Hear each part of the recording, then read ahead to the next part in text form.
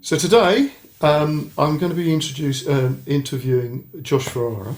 Josh is a guitarist, multi-instrumentalist, I think it's fair to say, composer, would you say? Wannabe composer. Wannabe composer, all right. Hi Josh. Hello. We've known each other for a while, I think it's fair to say. Little while, yeah. Yeah. Year or so. So we were talking before we sort of hit start about what the idea of the creative podcast is. So really it's just a sort of conversation about what you do, and hopefully I might pick up a couple of little threads of things that we can sort of pursue. Hopefully. It's based on my nosiness about people, really. So Josh, tell us how you got started playing an instrument. How I got started? Yeah. Ooh. I don't remember why, but I remember my first piano lesson. Yeah. And I was probably like 6 or 7. And I remember being very excited because I'd learnt how to go up the first 5 notes from C, all the white notes, and then back down in the first lesson. Yeah. And then I think in the early years it was just a bit of fun that I'd maybe do like once or twice a week. So like I think I had a little, rubbishy keyboard. Yeah. And I remember like me and my sister would sort of just try and bash out little 2-note tunes on it. Yeah. I don't really think I ever really took it that seriously until probably, although I never really took it seriously, to be fair, but I don't think I actually started improving to the point where I enjoyed it a lot more until I was probably like 9 or 10. And it's about the same time I got a guitar, like a 9-string guitar. Yeah. And then sort of a bunch of friends at school also got guitars and stuff like that. And then we had guitar club after school. Yeah. All this time I was still having piano lessons as well, but I always remember my piano teacher would get very frustrated with me because I wouldn't learn how to read music. I just refused. Right. And then I would come in and I would have worked out how to play the song by ear. Yeah. And obviously he'd realised because I wouldn't play it exactly right and stuff like that. Yeah. Yeah. And although I think actually looking back that was probably a really good way to learn. But Yeah. You see, I think that's interesting because in actual fact, whereas maybe the piano teacher was getting frustrated because you weren't reading the music. well, that and I wasn't going through the curriculum. Yeah, I was. Oh no, yeah. Well, okay. But the fact that you were doing this by ear, of course, is actually a really important aspect about your musicality because you've got an amazing ear, and that's sort of like evident right at the beginning. If you see what I mean. Yeah. Even if you sort of go, yeah, but I didn't do it right, sort of thing. But it's still that. I would say that phrase you just used sort of epitomises what I do in music. i.e. not doing it right, but well, so you're not hashing doing it out by ear. You're certainly doing it your way, aren't you? Yeah. I don't do. Yeah, I've never really learned how to do anything. But you see, unfortunately, so sort of very early on, you were doing it your way. Yeah, and yeah, so to my piano teacher's frustration, and I wouldn't sort of go through the exams and that because I was kind of unteachable on that level. I'd want to go in and I'd play him like the latest pop song that I'd learned or something like that, and he'd be like, "That's great, but what about this?" Yeah. And then getting back to the thing, then guitar club happened after school with my friends, and then a few of us used to like go around each other's houses and twat around playing songs and stuff like that. Yeah. So I think it was that was when it sort of, I was sort of like, oh, I like this is fun. Yeah. And I wouldn't necessarily say I was good at it, but I think all of my friends at that age, at like 10, were probably decent for our age because we were all kind of pushing each other to learn this song or that song. So that's interesting because that's very similar to, obviously I'm considerably older than you. That's similar to how I would have started, or anybody of my peer group would have been to do with friends. Yeah. And I think that was the important driver for And I know that would have been true of people older than me as well, because you had to have some way of getting your information and then trialling it out. Yeah. You know. And I'm just wondering how easy that is for people now. I don't know. It's hard to say, because I don't know what kids are doing nowadays. No. I don't have any of my own, and I don't teach, I suppose. But it does seem like there's a different sort of musical climate out there in terms of how we consume music. Like when I was a kid, I remember buying my first CD, or it might have even been a cassette or an LP, and that being my prized possession for probably 6 months. Yeah. And it was and like taping the radio and stuff like that, and it was really exciting to discover an artist, and then you'd listen to everything they ever released, or anything that they were currently releasing. Whereas now it's too easy almost, isn't it? It's great on one hand because you can find anything. Yeah. But on the other hand, you can find anything. Yes. So how do you know what you want? Exactly. Well, that actually is definitely a problem, because when you have just a little bit of information, you consume that in such a way that you really get to know it. Yeah. And obviously, in my time, it would have been vinyl. And of course, you would have looked at the album while you were listening to the record. Yeah. You would have known what order the songs came in. You would have known the lyrics. All the words, yeah. You would have known where it was recorded. And we would probably worked out how to play all the songs as well. Yes. And that's how it kind of starts, isn't it? Totally. You would have sat there and wrecked the album by putting the needle back on. The thing. And of course now, what happens is it becomes a little bit faceless because of streaming. Somebody's downloaded something or whatever, uses Spotify or whatever. They don't actually know what they're listening to. And I get this all the time. I say, what are you listening to at the moment? And kids go like, I don't know. Yeah, which is sad, right? I mean, which is bizarre. And they're trying to learn a musical instrument. Yeah, but they don't even know they're listening to. They don't know what they like, I suppose. Is the other side of that. If you don't know what you're listening to, how do you know what you like? Yeah, it's like, well, are there any songs you listen to? Yeah. Well, who's it by? I don't know. That's what they're saying. It's like, you don't know. Well, you should know, really, because imagine if somebody was listening to your music in the future and they don't know it's you. Yeah. How would you feel about that? And they go like, it's like it never occurred to me. Yeah. Well, that and like the whole experience of listening to an album from start to finish. Who does that anymore?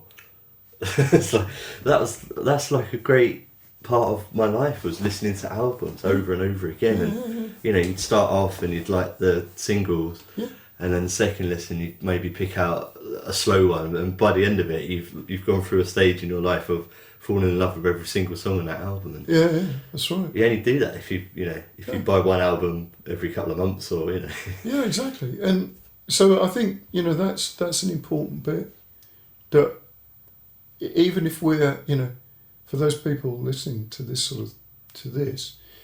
if they want to become good at something, maybe you've got to have a group of people that you actually physically meet with. Yeah. And especially when you're a kid. Probably any age actually. Yeah. But it helps, doesn't it? If you've got that kind of, I guess, some sort of positive reinforcement, isn't it? If you're bouncing off someone, even if you're not very good, but if you're both at a similar level and you're both finding it fun and exciting, then it's going to encourage you to do it more and more, and that's the most important side of it. I think so. And I think the other thing is also there's a tendency for people when they learn things on their own, they think they're better than they actually are. Yeah. So when you say you weren't very good, I sort of think, because knowing how you play, it's like, well, I don't know if that's necessarily, that might have been your viewpoint, but it might not have been other people's viewpoint about what you could do, that you were actually really good. But I think when people are on their own and they're playing, they do get this sort of inflated idea of what they can do. Yeah, because they can do something. But of course there's a lot of other stuff they don't know. Yeah, I find that with everything in my life as well. When you learn something new, you go, wow, I've just learned how to cook a curry or something like that. You're like, this is the best curry ever, and then other people try it and then you're like, okay, maybe it wasn't as great as I thought. Well, I guess that's just the human condition. Yeah, I think so. I think it's we can deceive ourselves in all sorts of ways from not being as good as we think we are, and also being better than we think we are as well. When you're a kid as well, your friends are pretty straight with you. Yes. If it was worse than what they would do, they'd tell you, wouldn't they? Yes. Whereas you don't do that as an adult. No, that's right. No, children, they tend to be less polite about things. So maybe that's a good thing. I think that is a good thing, actually. A really good thing, especially in a formative time. So you got to that point, then you've got a bunch of people that you're sort of hanging around with and playing. Yeah, like still on a very low key level, but it was like it became a fun thing. And I think that is a really important bit. Yeah, the fun bit. And then I guess then I went to secondary school, and then obviously I met you. Yeah. And started having guitar lessons, and then very quickly I became very serious about guitar. Yeah. And not so much piano.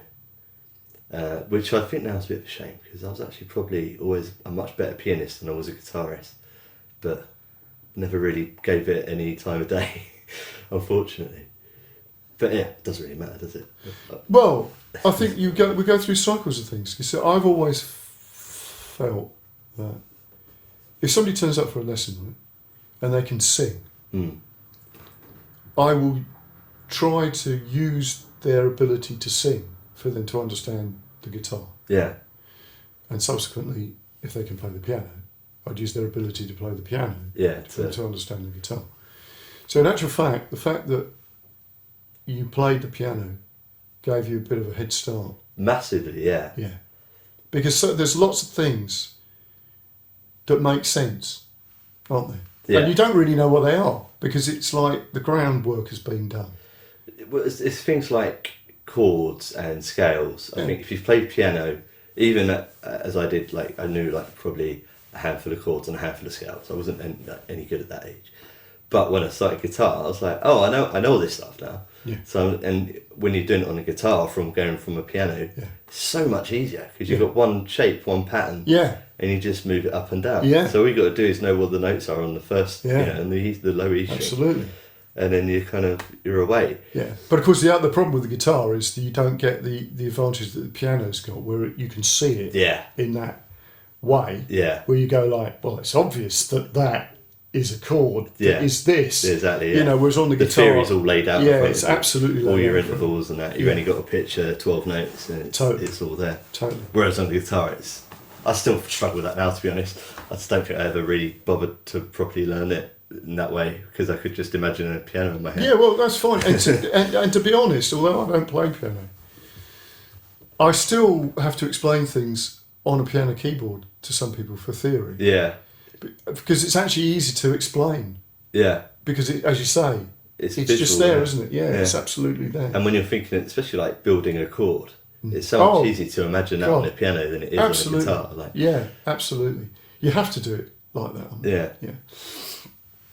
So, obviously, the piano doesn't completely disappear off the scene. No. I did carry on having piano lessons, almost sort of a bit begrudgingly, to be honest. My poor parents. See, I didn't even know you were having piano lessons. Yeah, I think I carried on. You kept that very quiet, actually. Really? I think I had them up until the age of about 14 or 15. Right. Maybe 14, or maybe even younger, actually. But yeah, when I first joined Mepham, I had a really good piano teacher who was a sort of youngish lady who taught me jazz. Right. Because I think she realised that I wasn't really interested in the classical stuff. Yeah. And then around that sort of time as well, my dad started learning saxophone. Yeah. And he wanted to do a lot of jazz, so he used to take me to these jazz workshops. That's brilliant. Yeah. Like these community jazz things and stuff. Yeah. And it was great, Then I got really interested into jazz. I was having jazz piano lessons, and I was having guitar lessons with you. Yeah. Although I was mostly playing guitar at the jazz workshops. Right. But she was good, and then she got pregnant and left, and then the next piano teacher was rubbish. Well, I just didn't really get on with him. And then my mum took me to a place at a completely different school after school, to this guy who was a really serious jazzer, but it was just too much effort for me. I was too lazy, I think. But he rated me there. He wanted to get me in the Kent Youth Jazz Orchestra. Oh my god! Well, that's like should have done it. Yeah. I mean, if somebody thinks that you could do that, that is because that's seriously. Yeah, I know. I should have done it. Well, so the only thing is that it's the reading. Yeah, I think he wanted to push me into that because I was good at. Again, using my ear, I could improvise. I knew all the chords and all the scales, but I wasn't so good at reading charts and all the rest of it. Yeah, see, that's the interesting thing. It's like it's a catch-22, isn't it? If you use your ear, and of course, you as I've already said, I mean, you've got an amazing ear. If you've got a good ear, that generally means it's because you've used that and you haven't read. Yeah. So a lot of the people that find, a lot of people that get their way to the jazz, like the youth jazz stuff, they're often good readers, and they've got the problem the other way around. That they haven't actually got particularly good ears. They might be good at oral tests, but they can't sing a solo. Yeah. And that's always sort of intrigued me by. Yeah, I think there's a lot of.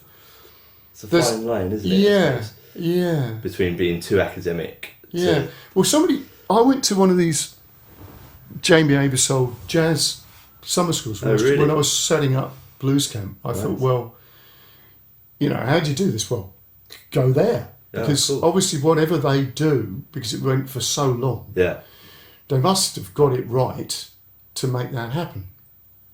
So when I went there, I took the basic framework of how they did it and then used that as the template for doing Blues Camp.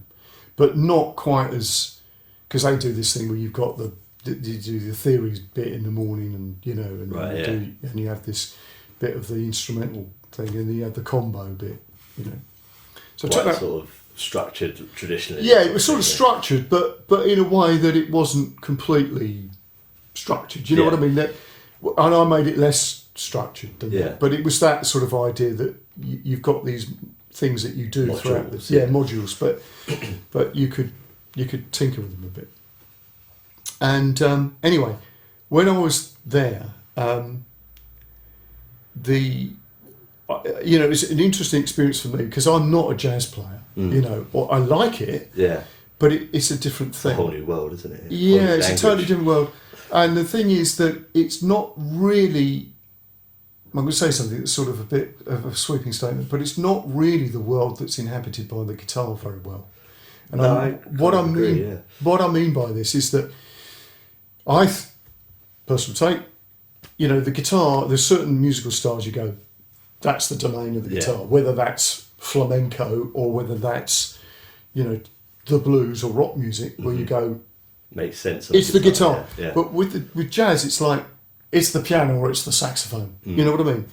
And to be able to navigate those chord sequences and all the rest of it in jazz, you've either got to have it laid out in front of you, like the piano, or it's got to be in your head, which is the saxophone, right? It's got to be in your head. What are the chords? What's the ninth of of a C major? It's got to be in your head. It's not, the guitar's not like the natural bedmate of pad, is it? It's not, and it's diagram. The guitar is pattern orientated. Yeah.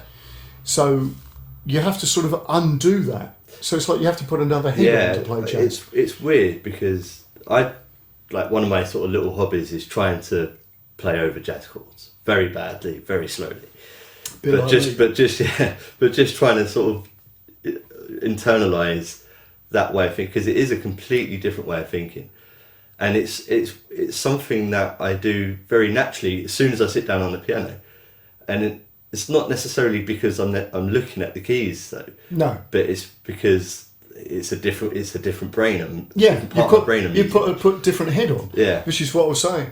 That is exactly what. What we're getting at. Yeah. Whereas when I try it on a guitar, I always want to revert back to kind of patterns and shapes, which is okay as long as you know exactly where you are. As soon as you go somewhere else and maybe the chord sequence alters in some way, or you forget what the exact notes are, and you've gone somewhere, and then you've got to play this change that you haven't quite prepared for because you were playing by ear, then you're fucked. Yeah, exactly. But there again, because jazzers will play the changes anyway. That's the point, isn't it? You know, when you're practicing, you're going through the changes. Yeah. You know, that's the thing.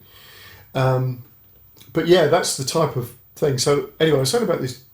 Went to the Abersol thing. What was I getting at with that? Sorry, I've lost the line of thought. You went there to sort of get your blueprint for the blues camp. Yeah, but it was actually something that happened there. But anyway, it'll come back to me anyway. But so you were saying about, let's take you back to where you were with. You were saying about that you got into the guitar more, and also we were talking about the sort of theory. So when you got to that bit, and the guitar was then, you know, the paramount thing that you were doing. Yeah. So you're about what now? Probably 15, 16? Well, probably earlier than that, to be honest. In terms of what you mean when it overtook the piano? Yeah. Yeah, it's probably by about age. I remember the first exam I did, which I think was grade 3, and I got a really good score on it. And I think from there I was like, right, I found something I'm good at, and I used to practice all day, every day, basically, as much as I could, really. Yeah. Without realising it. Yeah. I can vouch for that. Yeah, it was like a coping mechanism as well for all the arguments at home. My mum and my sister and all the rest of it. Well, there were lots of teenagers around then. Yeah, well, that's it, isn't it? You know, sometimes that's the best thing, going to your cave and playing the guitar. Yeah. It was great. And that's probably actually why I spent so much... And that's funny, I'd never thought of that. That's what happened to me. Really? Yeah. It was my dad. It was just a way of getting away from my father. Yeah. Was to go and play the guitar in the other room. And I'd never realised that. It's a great way of... I don't think... Obviously, when you're a kid, you don't think things... in a very direct way like that. No, you don't. But I used to go in the room, close the door. I had a piano in there, like an actual piano in there as well. So I'd clank around on that and then play some guitar. It's great. Yeah. Go into my own little world. Yeah, absolutely. Like you can when you're a kid. Like you literally go into your own little world. Yeah, you do. Yeah. Everything else gets completely blocked. Well, it's funny because I was talking about this interview I did with Rob, and that was something that we said about you get in the zone. Yeah. Don't you? Whatever that, you know, that zone is, or whatever you want to call it, and you can block everything out, and you can do that really easily when you're a kid. It's much harder as you get older. Yeah. I think, you know, it's a sort of a bit of a trance state. You have to practice it as you get older. I think you do. Like really seriously practice it. Yeah, I think you forget how to do it. Yeah. That's a really interesting point, actually. Yeah. When I notice if I don't, you know, as I was saying earlier about, you know, with my woodworking, I tend to sort of do 2 months of doing it really intensively and then not do any for 2 months and stuff. And I find the same with like, you know, guitar practice or piano practice or anything like that. I'll do it really intensely for short periods of time and then nothing. But the problem with that is like we're saying, you have to religiously practice getting into the zone. Yeah. Because otherwise you forget how to do it, and then that can really affect your playing, I think. And so I think so. When I'm going through periods where I'm not practicing so much, it's a lot harder to enjoy or feel comfortable playing a live gig. Yeah. Because you don't feel like you're getting in there. You're still really aware of what's going on around you. Yeah, I've experienced that. Definitely. And of course, with all these things, you know that's happening, that you're not quite there, but nobody else does. Yeah. And it's just sort of weird because you think, I didn't play very well. Yeah. But somebody else thinks you did. Yeah. It's sort of odd. Yeah. Strange. You're your own worst critic when it comes to that. Yeah, but I think it's actually more to do with things like you're saying, of being in it. Yeah. Being in the zone when you're playing. Yeah, well, that's the fun part, isn't it? It's when you're just doing things without thinking about it. Yeah. It's just the instinctual kind of response to music rather than an intellectual one. Yeah, I think it actually, for me, it sort of gives it some sort of meaning. Yeah. If that makes sense. But it's like going into a trance, isn't it? It's like, or like taking drugs or something like that. it's kind of transcendent in some way. Yes, yeah, it is transcendent, and that's it's a high. it is a high. I totally agree. I mean, I think in actual fact you start experiencing the world differently when you're playing. Apart from like when you're really playing with a group of people, and you sort of there's some sort of thing going on where you're like almost reading one another's minds, for want of a better word. And we know that people synchronise, their brainwaves synchronise. We know that now. But we knew that anyway, if you see what I mean. Yeah. And I think there's a lot of stuff like that you sense, that you pick up when you're in the right place. Yeah. And it makes you feel that, as I said, for me, it gives it meaning. It definitely makes you more perceptive. Yes. But not in a I'm listening to everything. No. But you just You're instinctively pick up on little cues here and there. Yeah. Which is very meditative and, as you say, transcendent. Yeah. I think that's a very good word, because we tend to sort of put all that stuff in a little box and go, oh, that's a bit woo-woo. But in actual fact, these are things that are normal, I think it's like states. Yeah. But we tend to sort of put them as if there's something different, and they're not. I don't think there's anything woo about feeling, transcendent, but like wanting to feel that, like you're connected to something higher. I think that's kind of human nature in some way. I do think I think the danger is when you then put labels on the higher state and give it other attachments and all Totally. Just see it. I mean, my opinion, it is what it is. It's just in a big burst of emotions and other things, and it's something you can't really explain actually. That is it. that is a really, really good point, because I had a conversation with somebody. Well, I did it as a podcast quite early on, and this guy was a storyteller, Andreas Cornwell, and he was talking about, because he's interested in sort of Norse myths and whatever, and he tells these, and he says that there's a meaning to these, but they're not intellectual. It's a meaning that is unconscious, right? And that's the thing about sagas and myths and whatever. They're telling you something, but you can't go, oh yes, get your notebook out, it's all about this. And he said, and the problem is that when the Greeks sat down and they went, okay, are we being logical, the logos, or are we being mythic, right? These are two counterbalancing things, and you don't have one without the other. You can't just do logic without having... Myth is the thing that connects you to things that are unknowable. Yeah. Right? And I always think with art and music, there is a lot of unknowable about the experience of playing. And he said, but the danger comes when you try to put the logic on the top of the myth. Yeah. And then you put the myth on top of the logic. Yeah, that's how religions are born. Yeah. Exactly. And particularly fundamentalism. Yeah. Right, when something that is supposed to be a myth becomes logical. Yeah. Right. When you try and... Fundamental. Yeah. And I think that is an interesting point you're saying, that you can't know it, and it's not even a case of actually knowing it. Or trying to achieve it. You just have to be it. Yeah. Exactly. You just have to practice getting into that state. and then just and really enjoy it when you're there. Exactly. And then afterwards go, wasn't that great? Let's do that again sometime. If it arrives. Yeah. Because you can't even make it arrive. Yeah, that's the thing. So that's an interesting point. Also, when I was a kid, like we were saying, you always have a group of friends when you're a musician as a kid. And well, hopefully, yeah. Well, yeah, it'd be really hard if you didn't, right? I don't. Well, that's the bedroom guitarists, right? Well, yeah, which have now been unleashed on the world because of the joys of YouTube. Yeah. I don't think I'd ever have managed to stick to it if I'd have not had a group of friends around me, like who are also interested in it. But like I remember playing with. We had a little band at secondary school as well with my two mates. And we'd go around each other's houses and we'd literally play the same song for about 2 hours non-stop and think it was the best thing ever. But we were in that zone. Like, totally. Although it was rubbish, for our age and for our ability, this was the greatest thing ever. And I think that's all those are the ingredients, aren't they, for being in the zone. Totally. when I moved to London, there was a jam night organised by some friends that we used to go to. And yeah, I think that kind of sort of hit home that you need to play, as in for fun. Yes. Like without an audience, without the professional side of it. Yeah.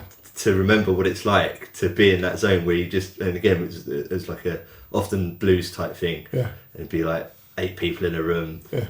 taking turns soloing, playing the same chord structure for 2 hours. Yeah. But everyone was in that zone and everyone was having a great time, and Yeah. we weren't chatting or anything. We were just playing. Yeah. It was great. Well, there was an interesting thing because obviously, from the sort of culture that we've come from, and effectively the time period, blues and rock and roll is the lingua franca. You get a bunch of people together and you can play a 12 bar, right? But interestingly now, that doesn't seem to be so much the case, weirdly. So I was at, I can't remember his name, was it Burns? Hugh Burns, guitarist, used to be guitarist for Stone the Crows and those like that. It was something at the RGT. He was doing a talk about a book that he'd written about important guitarists or styles or whatever, and he'd done this thing about it. Anyway, he was taking this book around, different colleges and all the rest of it. And he said he went to one college, wherever it was, and he said there were loads of these kids sort of hanging around, playing. He said, and you watch these, and they were like, shit hot. Yeah. They were playing there, Joe Satriani, whatever, so Steve Vai, bits and bobs.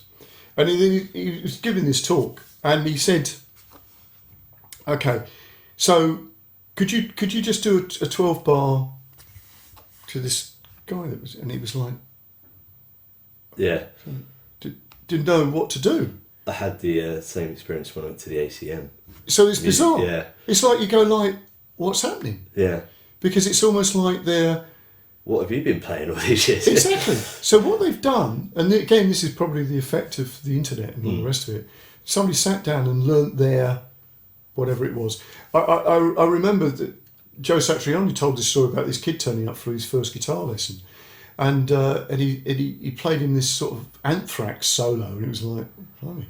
And it says, so okay, so let's just get some of the basics down, Satriani sort of goes, can you play me E minor? It was like, I don't know that. Yeah. And you sort of go, it's sort of a bit weird. It's a bit like being able to recite Shakespeare without being able to talk to somebody in English. Yeah. Well, I think that's true.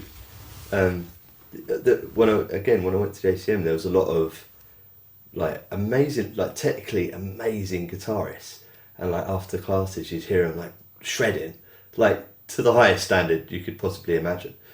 But when we were in class, and it'd be right, let's play with these chords and that, they'd be clueless, and it was almost not embarrassing, but I felt a little bit embarrassed for them because they were so good, but yet so ill-equipped to actually apply any of that stuff. Well, I probably said to you before you went, because it's a pep talk that I do to just about everybody who goes off to a college, that you will, on day one, will meet the rock guitarist from hell. Right, and you'll look at them and you think, Jesus Christ, this guy's incredible. Yeah. And then the next day you sort of think, yeah, this guy's all right, isn't he? And the third day you think, okay, what else? And then you get your first project, which will be, okay, there's the band, and now you're going to do this R&B, I don't know, a song by Aretha Franklin. And then this guy falls apart because they don't know anything else. Yeah. They've got no way. Yeah. They've got no way of grounding that into music. Yeah. It's their technical stuff. Well, I suppose it's like they're missing out on the whole other side of music.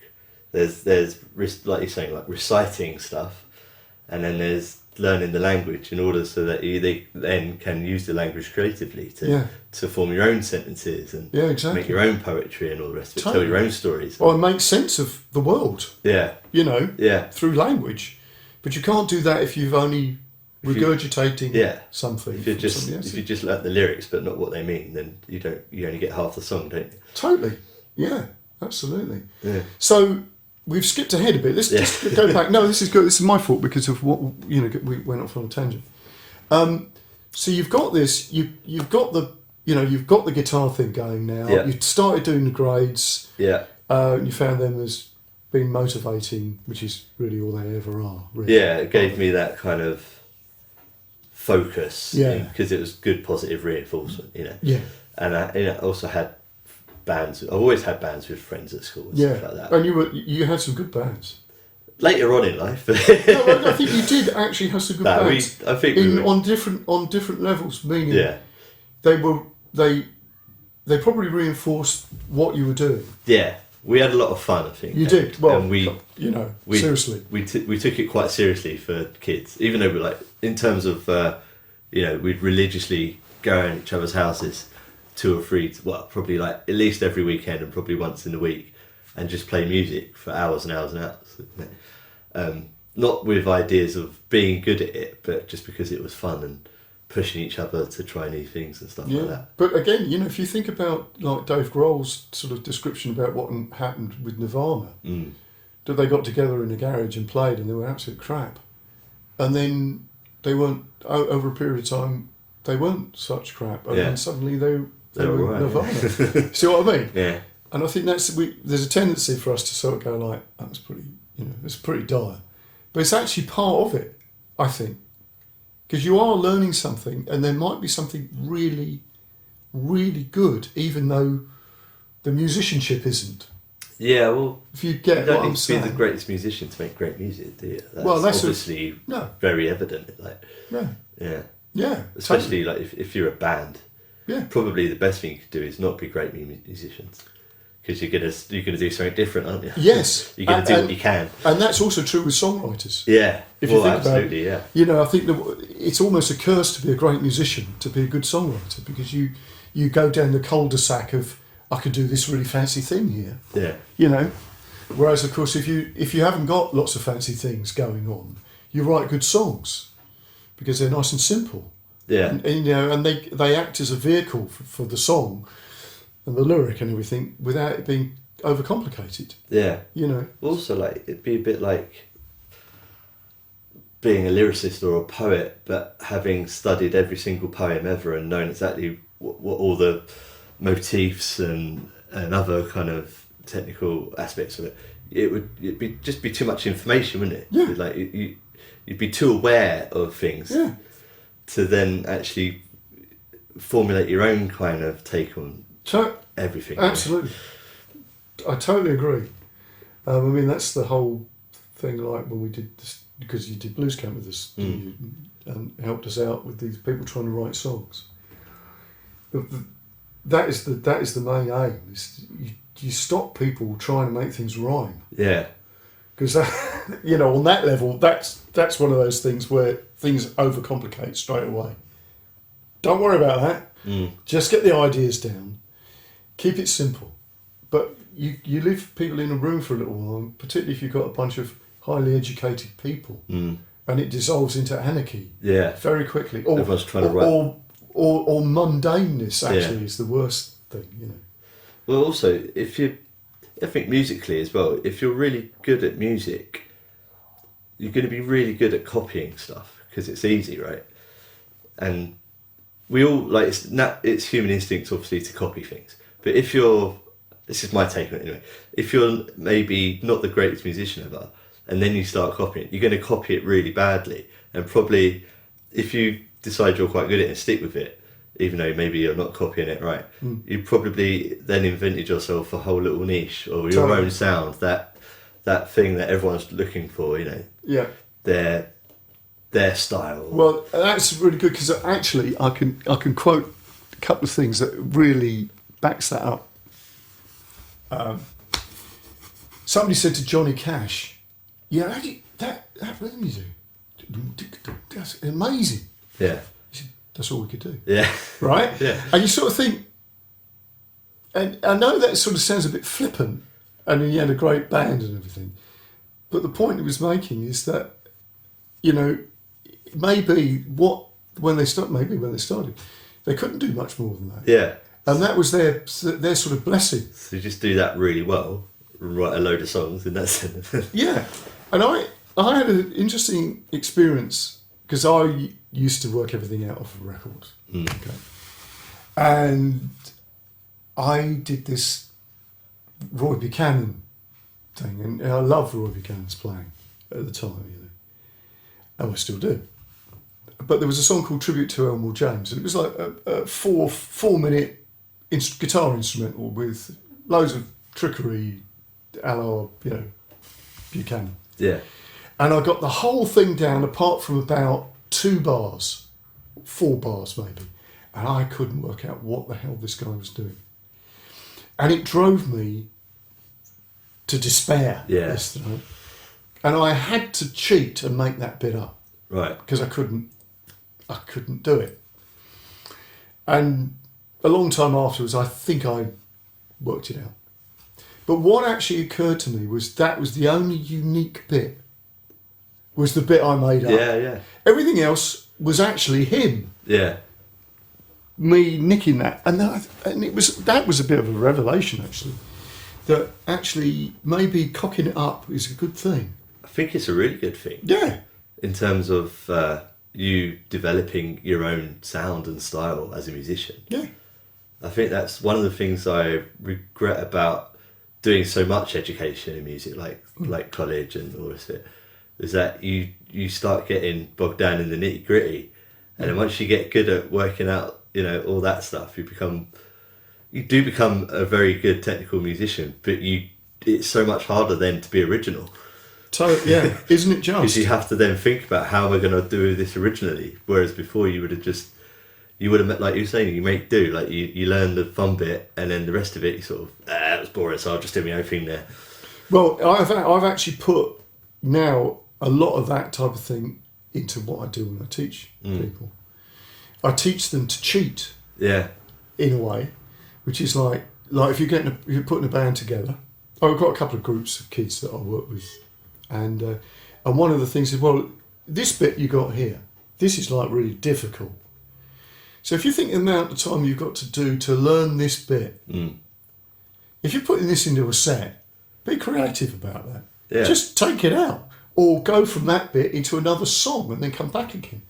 Don't start spending, the amount of time doing that section or that, the amount of time you take to learn that. You could have learned another 3 songs. Yeah. So why bother? So, and it's like, I'm just trying to get people to be fast on their feet a little bit. You know? Okay, if somebody's paying them a lot of money to play it, like that, there's a time and a place, isn't there? Absolutely, that's what I'm saying. I'm not saying you never ever do that. I'm just saying, just think about it, because you are a co-creator in this now. Yeah. So if you decide, no, let's not do that. Let's do this differently. Yeah. Then do that. That's the fun part. And that's the fun part. Yeah. Totally. But otherwise, you just get that more. The old Anorak thing. Like the note police are going to come in. Yeah. It stifles productivity as well. Yeah, and creativity. Yeah. So you went to the ACM. Yes. Yeah. Well, I went to Lewisham College before that. Did you enjoy that? I wouldn't say I enjoyed any part of my education, to be honest. Right. I was never very good at school. In terms, I was probably good at the subjects, but I was never very good with the whole structure of school, and I was never very keen to go. And weirdly, I took that over to college as well. I think just the whole thing of like being in a room and having structured lessons. This is interesting because a lot of kids grin and bear that at school. Yeah, and they'll toe the line to the point that they don't like to miss school. Yeah, and then they get to college and then that does their head in, because suddenly it's like, I don't fancy going in today. Yeah, and it's then they're dealing with that. So you didn't actually have that because you went to college and it was like, well, because if you were like not that bothered about the structure, I think for a lot of kids they only actually really get the thing about structure. Right, when they get to college, when suddenly it's a bit like, oh, hang on a minute. I don't think I got the structure thing till much later on in life. When you started to be structured, Yeah. And to be honest, I think I was just I sort of look back and I think, I was really ungrateful for all the opportunities I had in terms of education and stuff. I think, if I was to do that now, I think I'd put a lot more effort into it and see the rewards or the potential rewards there. But I think I just went from school, where I was a bit like, school, to then like Lewisham College, where I was a bit like, and then even at the ACM, like I remember the first term, I was well into it, and then I started getting some work, some like session work and stuff, and then I just barely turned up after that. Mostly, half because I was working, so I was like rehearsing in the week and stuff like that, and the other half because I was just like, what's the point? I'm already working now, I don't need it, which is stupid. Like, it would have been. I really like being there for the social aspect, and after the classes, there's a bunch of us that used to get together and jam. And then we'd all go to the Wetherspoons at lunchtime. So I used to really enjoy that part of it. But a lot of the times in the actual lesson, I was sort of pulling my hair out a bit. I'm going to say a couple of things to ease your mind here, all right? When I was doing a lot of examining a few years ago, I used to go to Greece. Yeah. Go to Athens, right? And they are the most studious people I've ever met. I think yes, they are the most studious people I've ever met. Cool. So when it comes to music, they don't practice, they study. Right, yeah. That's what they say, that I'm studying the guitar. And so it doesn't matter what it is, it will be, even if it's like they're learning Ozzy Osbourne's set, they're studying. You can imagine Ozzy Osbourne thinking about people studying. Yeah. Black Sabbath. It's a bit like but that's how they think. Now, they have got this thing that education is like. I mean, they invented them. Yeah. You know what I mean? Yeah. They invented the whole academic thing. Yeah. If you go back far enough. So they have that sort of mentality, and I think, I spoke to a few people there about what happens here. And I felt, actually, like you're saying, a little bit, we don't know how good it is here. Yeah. Right, and how much opportunity they have.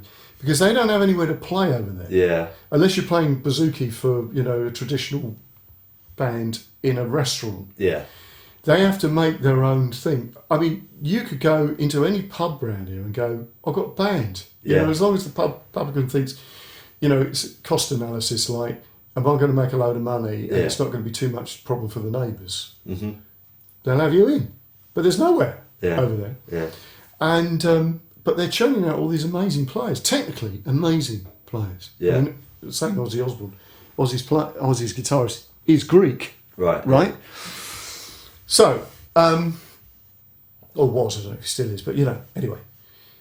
So there's that aspect. It's like, perhaps we don't know how good that is. But on the other token, there is something about it being maybe that thing about not turning up. And because when I was talking to Ben about Adele, he said she was never there. She was never there at Brit School. Very rarely turned up. Right? That's interesting. So you're in good company. Got all the other slackers. Yeah. So that might be, because if you look at it, it's like, well, if you're there thinking, I could be doing something else. Yeah. Because I've got this thing to do. Was that, I only wanted to learn what I wanted to learn. By that point, I decided, and I didn't want to learn any of the other shit that they were teaching me. Now I'd be completely different, but at the time I was like, no, I'll go to this lesson, I'll maybe turn up to that lesson, but the rest of it can jog on, sort of thing. Yeah, but maybe that's not a bad thing. Yeah, that's what I'm saying. Maybe it's not a bad thing. Maybe that's you've got the thing you're going for. Mm. And the other, what I thought but I'm just saying that maybe it wasn't a bad thing. Yeah. And then the social bit, I think, because that's the other thing. There's the other point that I say to people: use the contacts, because that's really what you're going for. That was such a weird realization in my life. Is because again, when you go through college and all this, people talk about networking and all this kind of stuff, and it was almost like a module and stuff. But you never really understand what it is. And they kind of teach it in a way, it's like, right, you need to go out and you need to target these industry people and make friends with them. I said, how the fuck do you do that? No. Like, so I remember the first few bits, like jobs and stuff I did, like music-wise, I was always trying to make friends with people. And obviously when you're trying to make friends with people, you act odd. And people know you're up to something. You're not there enjoying their company. You're trying to get something out of it. Exactly. And it's only probably once I was a few years into my 20s, I was like, this is all bullshit. You can't. The only way you actually make network is actually if you just naturally, organically make friends with people. If people ever suspect that you have an ulterior motive, then they're gonna probably not make friends with you because you've hit a nail on the head here of something which I think is really important. I think that a lot of the stuff that's going on within education generally is nonsense, and I have to be careful how I say this, but it's sort of like it's like trying to put goodwill onto a spreadsheet. What the heck is goodwill, right? You can't do that, but they do. An accountant will put goodwill. How much money is your contacts worth? Yeah. Okay. Now, a lot of teaching of art is exactly that. It's trying to quantify something that's not quantifiable. Yeah. It's like, we're going to teach you improvisation. It's a bit like, okay, there's certain mechanics, but there's something else there. Yeah. So going back to this sort of thing you're talking about, being with groups of people in a band as kids, and you made it, and we're probably absolute rubbish. That's probably where you learn your networking skills. That's what they should have said at college. Exactly. What they should have been saying is all your peers in this classroom. Make sure you make friends with them. Like, make sure you're hanging out after college and stuff, because they're the ones that they give you work later on. Totally. And that's the point. It's just like when you said, that was, and I said, well, probably the group was really good. That's sort of what I was getting at, that you were really good, not necessarily with the musical output, but the fact that you were bonding as a network. I didn't use that word, but as a friendship group, and you were learning that skill within the context of music, right? And if you think about the people that, and I obviously learnt that skill early on. Okay, most of the guys that I work with are dead, only because of their indulgences. Yeah. But if they were still alive, I'd still be good friends with them, And that's, I think, happened because of music, right? Okay. But the interesting thing is that when I started then working with people, they're still the same people. Yeah. If you look at the people I work with, I've known them for years. Yeah. I mean, crikey. So what's that say about how that works? And that was fostered by a skill that was developed very early on. A skill that you didn't even know you were developing. Yeah, yeah.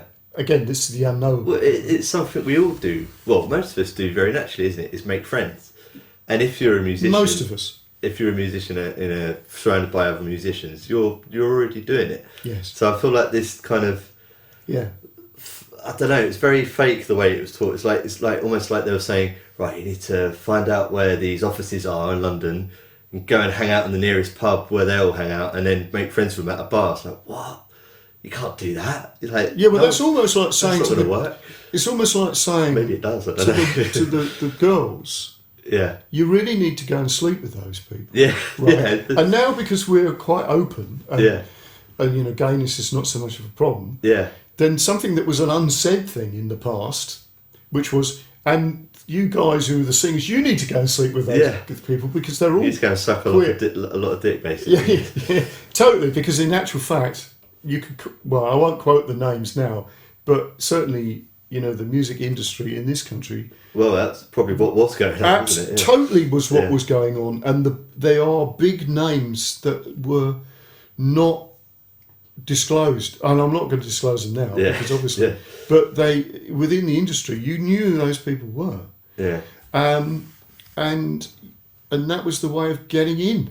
So that was networking. Right. Well, but of course now this has been uncovered with like the Me Too thing and the you know, the Yeah. casting couch thing for the women, but I mean, it was just as true for the men, Yeah. right?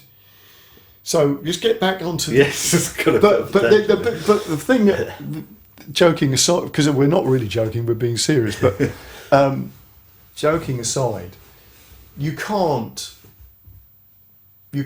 teach that stuff in a way that's above board and straightforward, because you can't. But of course, you have to write. Well, I think the lesson plan. Yeah, and that's where it all. I think that's why. Yeah, they've written that. They said, oh, this is a crucial part of being a professional musician is your network, your networking skills. Yeah, so networking skills would be hang out with people, take a load of drugs with them. Yeah, right. Yeah, get pissed as a fart. Yeah, making friends for life. That's what networking. Absolutely, what they're talking about. Yeah. So why didn't they just say, look, networking, forget the name networking, make some friends who you like. Don't make friends with people you don't like. Keep in contact with your friends, and if they're musicians, they might repay some favours that you've done them at some point. Exactly. And that's all it is, really. Well, in a way, it's calling in favours. It's a bit like the mafia, really. Yeah. It's like, somebody owes me a favour, right? But it is that. It is that. And it's this sort of indebtedness thing, right? Yeah. Because I think we forget that in our culture, because it's this thing, we can buy that. But actually, indebtedness is an important thing. It's like, you do somebody a favour, you go and play on a track for them. Okay, for free. Yeah. And then just remember me. Yeah. Right? And at some point in time you need to call that in. Mm. Or they'll say, look, somebody's looking for a guitar player or somebody's looking for a drummer. Yeah, well, what you hope is that when you go and play that track that you make friends also with the engineer or the drummer or something like that, and then hopefully they remember you the next time they need a guitarist. Totally right. But you can't go and forcibly make someone your friend, can you? No, you can't. And I think this is, again, we get the weird thing like LinkedIn, which is a bit like that. It's this sort of, hello, it's me. There's a need for that kind of networking, like professional, but like conferences and stuff like that, where the whole point is you're saying, look, I offer this service. Yeah, no, that's true. Meet each other. But who do you choose out of that load of people? You choose the person that actually get on with them, mate. Yeah. Totally. Yeah. So it's still true, yeah, isn't it? That it is about a friendship thing. Yeah. There was have you come across Seth Colton? No. Well, he used to. He's quite big in the sort of about things about networking and business and all that. First time I came across this guy, he was one of the guys behind Yazoo. Is it Yahoo? Yahoo, right? But he was Yazoo, Yahoo. He did this thing about, there was always this stuff about getting people to opt in. Mm. Well, not opt in. It was like you just nick people's emails. That was the thing. Spamming people. Yeah. And he was one of the first people turning around and going, this is not a good idea. You need to get people to opt into what you're doing. Yeah. Consciously. Yeah. Right.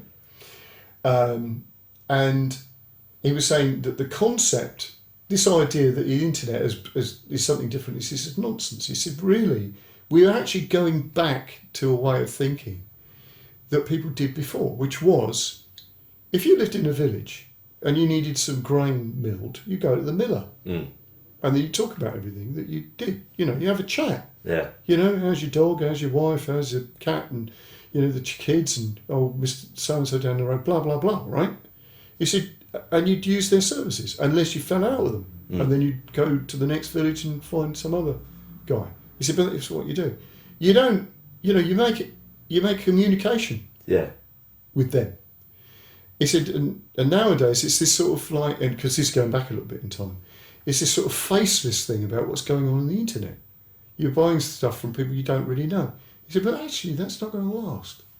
You're going to start dealing with people that you trust. Yeah. That's the point, isn't it? Yeah. So we're back to networking, right? So who are you going to work with? People that you like.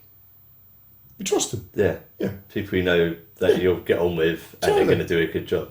Totally. And they're not going to let you down. Exactly. Because you only half know them all, Exactly. And again, if you're in a band and you let somebody down, you don't get that gig again, do you? Mm. Right? Exactly. And we sort of forget that.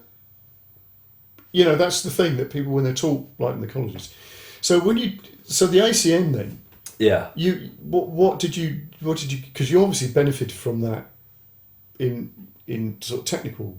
Yeah, I definitely, for at least the first bit of it, was very into it, and I really wanted to get better technically, and I made a big conscious effort to, and I did. I got very, really quickly, got very quite fast, let's say, and sort of technical in that aspect.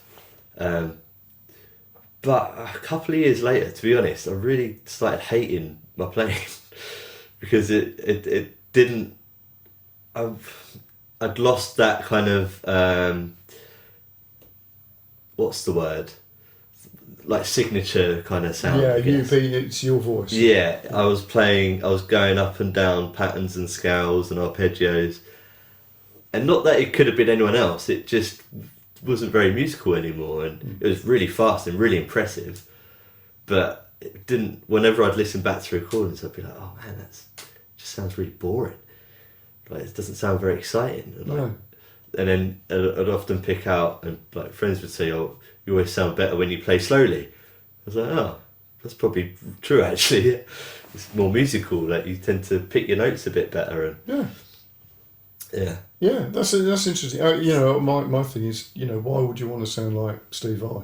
He's still alive. Steve Vai sounds like Steve Vai. Yeah. Yeah, exactly. And I mean, you're not going to sound more like Steve Vai than Steve Vai. Yeah. And that's the thing that gets me with it. And again, a lot of the teaching now is not that thing of people trying to find their, getting somebody to find their voice. Yeah. And you've got to do that by looking at other people. Yeah. Right? Because it's the language. Yeah. Right? Which again takes us back to the thing about the 12-bar blues thing, which doesn't make sense.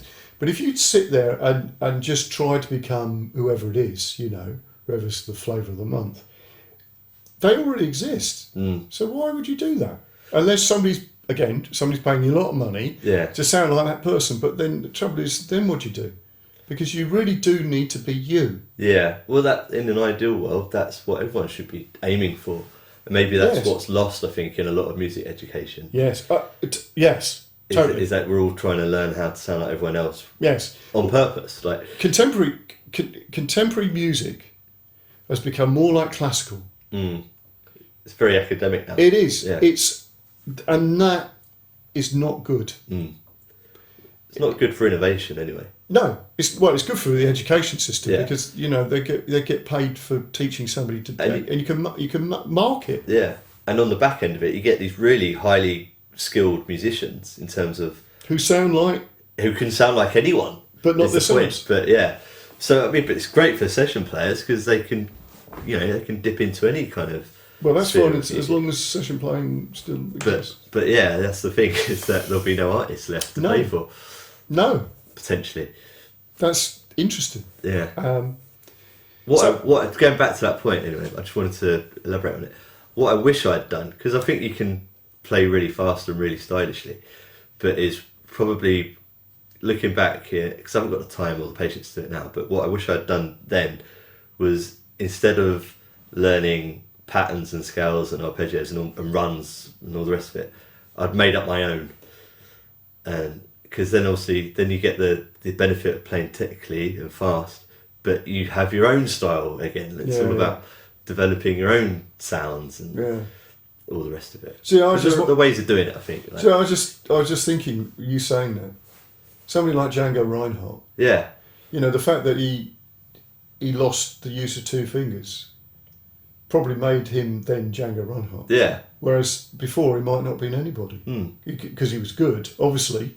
But maybe he just sounded like everybody else. I don't know because perhaps the only being able to play with two fingers meant he could only play certain types of runs. Exactly, which is obviously true when you see the videos and he's doing chromatic scales on one finger. Yeah, exactly. And of course you look at that and you think that's just not possible. Yeah. When you listen to it and you see what he does, you wouldn't be able to play that with four fingers. You wouldn't.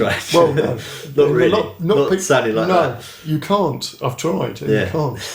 And you sort of look at that and you think, well, okay, that's interesting. So your musical stuff that you've done, because you've done a lot of really interesting things, I think. I don't know about that. I don't know about interesting. I think they're interesting, Josh. I've tried a lot of things. Okay, so tell me about, the bands that because I know the Chaps is obviously the thing that I want to go That's my to. current one, yeah. That's evolved quite a lot since it started. So that was. Tell me some of the other things, because you've always got an interesting take on what you do. What you mean, like? Yeah, your first band that you sort of went, this is interesting. I like this. I'm doing something. The first band I started writing songs with was, I think at one point we called ourselves The Jack, because we were like 14 or something. Because it was Josh, Anthony and Courtney. Oh, right. But okay, good. So you're not that inventive when you're that young. But yeah, we started out playing probably blues songs and like Guns N' Roses songs, and then we weren't very good at that, so we just wrote our own, which was great actually. And that was the first time I sort of thought, wow, writing songs is really fun, or like, you know, playing your own music is really fun. Then you can do 8-minute solos and no one can say anything.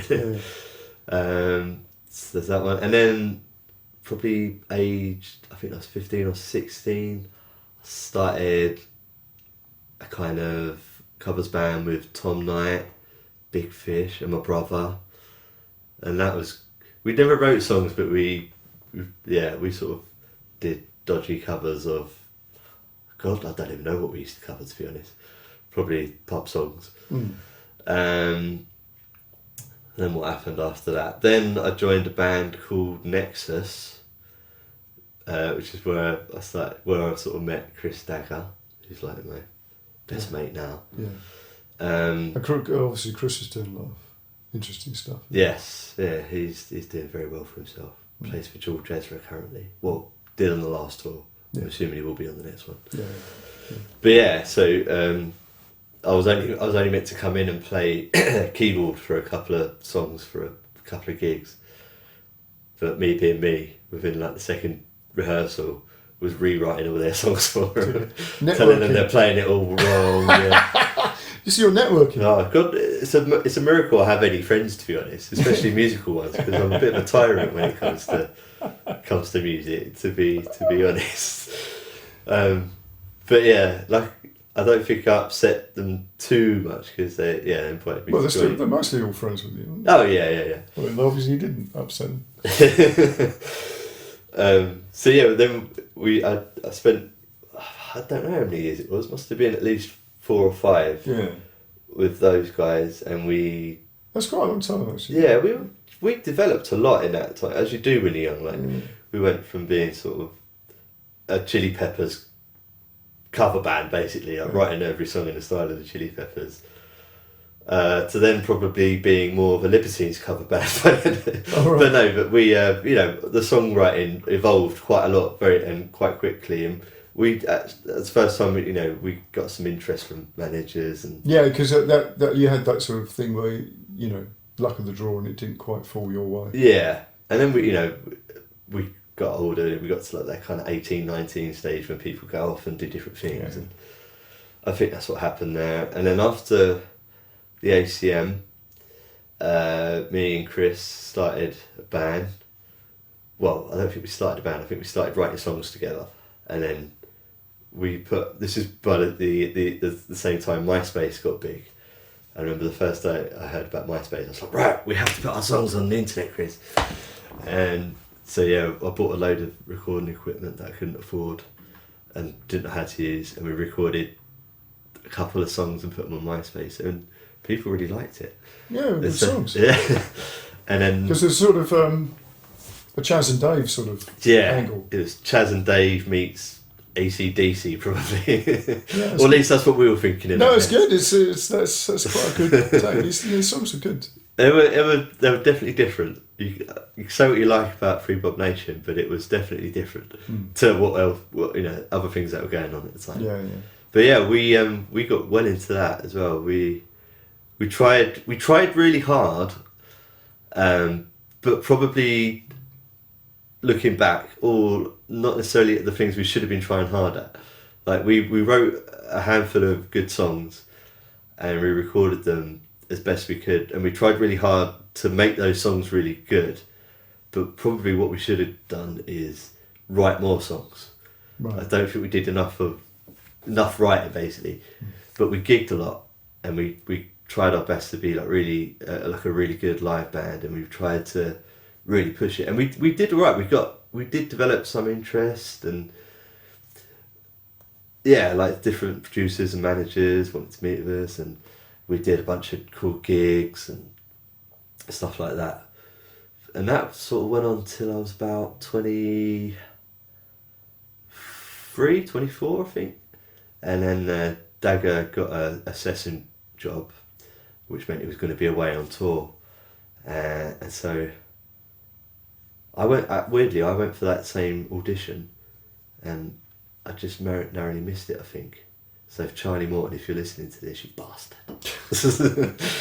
But because he was away, I decided I'd always wanted to do a ski season.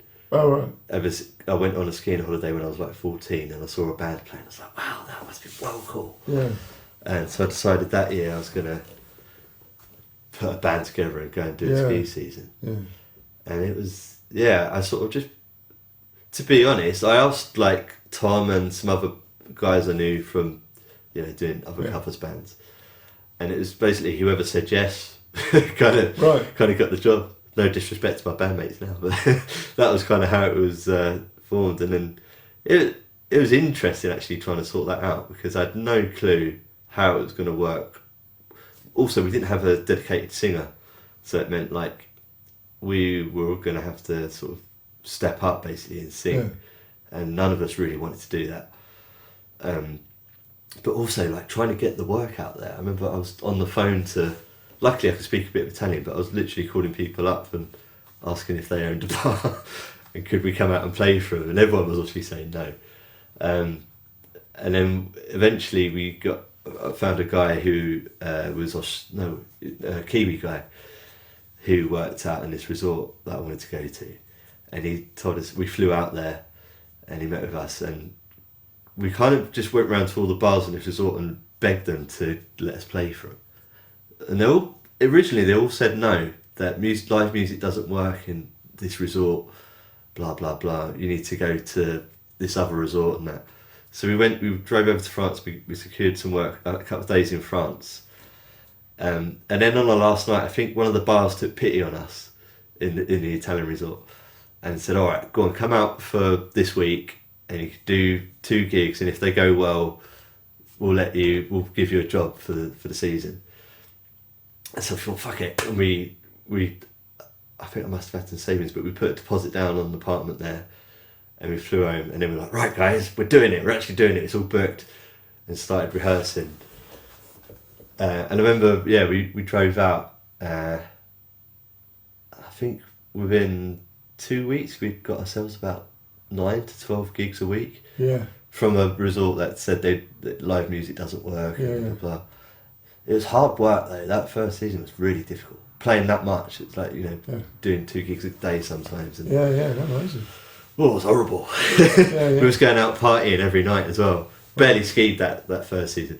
You go out till 4 something in the morning, wake up at 4 in the afternoon, go to do 2 gigs in the evening, and it's just like a repetitive cycle. Right. But then from that we got offered a season in Ibiza. But what we were doing also in that first season, we were doing an electric set where we would play rock songs, and then we were doing an acoustic set because a lot of the bars were very small. And for some reason, our acoustic set ended up being way more interesting than our electric set. And so when we got offered this thing in Ibiza, they were like, yeah, but only the acoustic stuff. We're like, oh, okay, cool.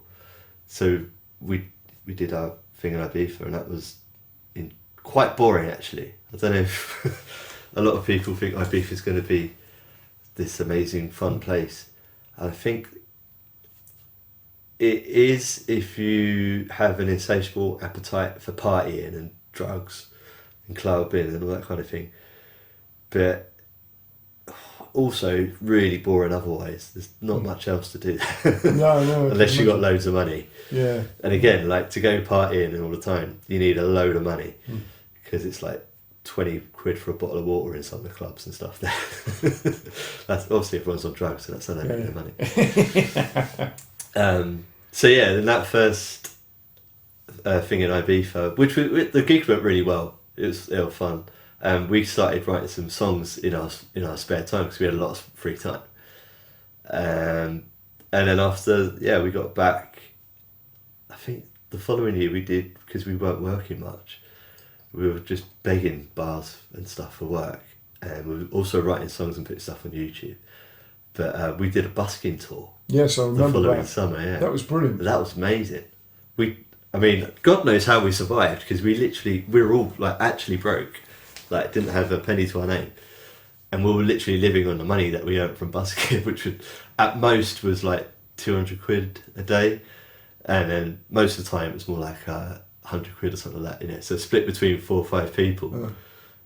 It was interesting, but we were staying in hostels, hostels, and campsites, and like going to festivals and playing there, and they'd put us up and stuff like that. So actually the Chaps has been, it's obviously what I do now. It developed into the Chaps anyway. That's that ski band, and we still do. So how did you get the name? Because I love the name. Was it the magazine? No, it actually came about way before. It was me and Chris Hunt had and our friend Dave, or Chris's friend Dave. We all used to work in music shops in Bluewater. Yeah. And we, years before, like when we were probably 19, not started a band, but we used to get together and play songs and write songs and stuff. And then we did actually perform one gig under the name The Chaps. And we'd always, I don't know who thought of the name, to be honest. All right. But we'd always liked it. Name. Yeah. We'd always liked it. And of course you sort of dress like gentle, well, like Chaps. Yeah, from Chaps. The Chap magazine. From the Chap magazine. Yeah, tweedy. Yeah. Well, I think once we chose the name, that was the And natural. what I like is, of course, your musical style that you've developed. It's fascinating. It's really well. Now it's changed like almost completely, to be honest. From when we started doing the season stuff, it was obviously all covers and we were just doing whatever, and then it very quickly we got quite a good name for ourselves as like a sort of tongue-in-cheek folk pop sort of act, I guess you'd call it. We were doing lots of, like, the stuff we would write would be sort of folk rocky, but again sort of Chas and Davey as well. Like very kind of tongue-in-cheek. Yeah. But also we were doing some really interesting arrangements of songs that now actually you see a lot of bands doing what we used to do back then, but this was 10 years ago. Yeah.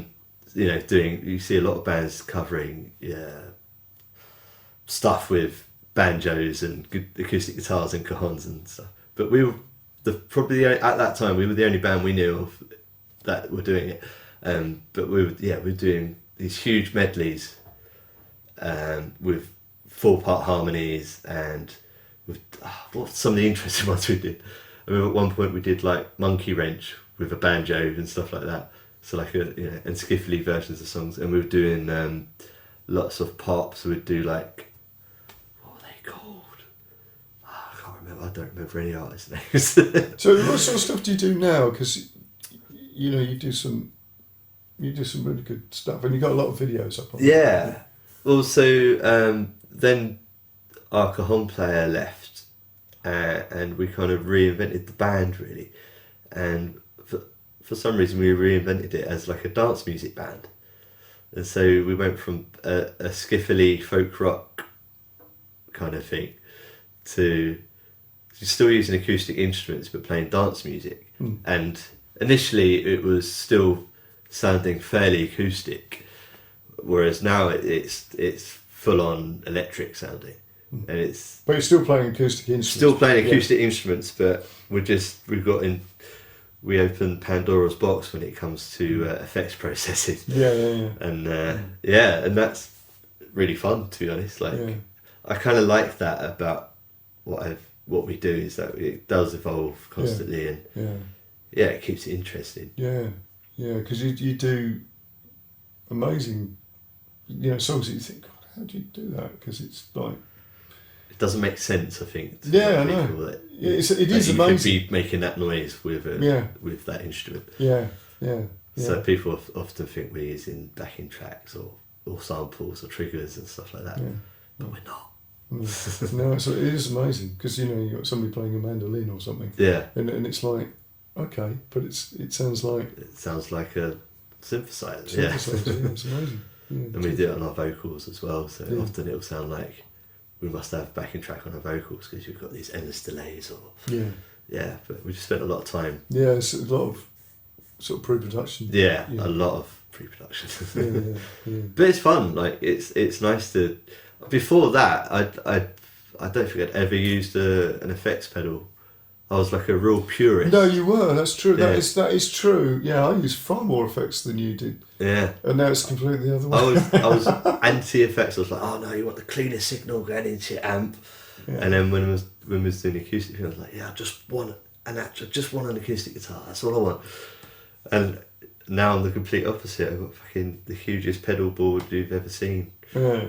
And it just, like I was saying earlier, I'm just tap dancing, changing my effects all the time. Yeah, I know. That is always a problem, isn't it? Pedals, but yeah. So, what would you, if you had the ability to sort of go back in time and talk to a younger version of yourself? Oh, what would you say? I would encourage patience. I would say be more patient with yourself and people around you. And I still struggle with this now. It's like if I'm not instantly good at it, you go, fuck it, do something else. But actually, probably the things the biggest rewards obviously are the things where you stick at it and then you get better and then you're like, the penny drops.